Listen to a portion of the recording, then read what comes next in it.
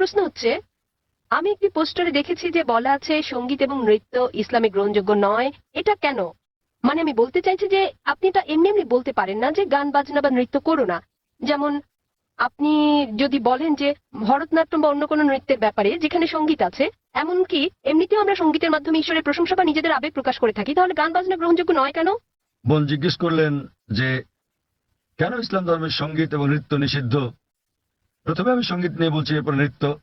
সঙ্গীতের ব্যাপারে বলা যাবে, আমাদের প্রিয় নবী মুহাম্মদ সাল্লাল্লাহু আলাইহি ওয়াসাল্লাম বলেছেন যে সঙ্গীতের বাদ্যযন্ত্র সাধারণ নিয়মে সবই নিষিদ্ধ, তবে তিনি যেটা অনুমতি দিয়েছিলেন সেটা দাফ, একপাশে খোলা ড্রাম যাকে বলা হয় ডাফ বা ডাফলি। বাকি সবগুলোই নবী নিষিদ্ধ করেছেন, কারণ আপনি যদি ভেবে দেখেন এটা আপনাকে দূরে নিয়ে যায় আল্লাহ সুবহানাহু ওয়া তাআলার জিকির থেকে, সর্বশক্তিমানকে স্মরণ করা থেকে। এই কারণে যখন আমরা এরকম গান শুনি, যেমন ধরেন সিনেমার গান হোক, সেটা হিন্দি, মালায়ালাম, তামিল বা অন্য কিছু, আপনি দেখবেন যে এই হিন্দি সিনেমার গানগুলোর বেশিরভাগ কথাই একেবারে বাস্তবতা বহির্ভূত। আপনি জানেন যে নায়ক নায়িকাকে বলছে, मैं तुम्हारे लिए चांद तोड़ के लेके आऊंगा, मैं तुम्हारे लिए सितारे तोड़ के लेके आऊंगा। আমি তোমার জন্য চাঁদ নিয়ে আসবো, আমি তোমার জন্য তারা নিয়ে আসবো। আমরা জানি এটা সম্ভব না, কোনো মানুষ তার প্রেমিকার জন্য চাঁদ তারা নিয়ে আসতে পারে না।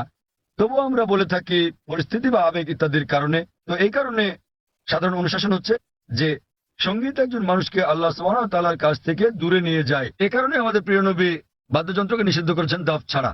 অথবা সাধারণভাবে কণ্ঠস্বর, উদাহরণস্বরূপ যদি কেউ করুণাবৃত্তি করে তার কণ্ঠ সুন্দর, সেটা ঠিক আছে, কারণ এটা একজন মানুষকে আল্লাহ সুবহানাহু ওয়া তাআলার দিকে নিয়ে আসে। নেপথ্য বাদ্যযন্ত্রের আওয়াজ থাকলে যদি এটা একটা বিশেষ আবেগের সৃষ্টি করে, তাহলে গান গাওয়ার ক্ষেত্রে এটা হচ্ছে মুবাহ, ঐচ্ছিক, যতক্ষণ পর্যন্ত গানের কথাগুলো নিয়ে যাচ্ছে আল্লাহ সুবহানাহু ওয়া তাআলার দিকে। যদি গানের কথাগুলো আপনাকে আল্লাহর কাছ থেকে দূরে সরিয়ে নিয়ে যায়, তাহলে সে ধরনের গানও নিষিদ্ধ।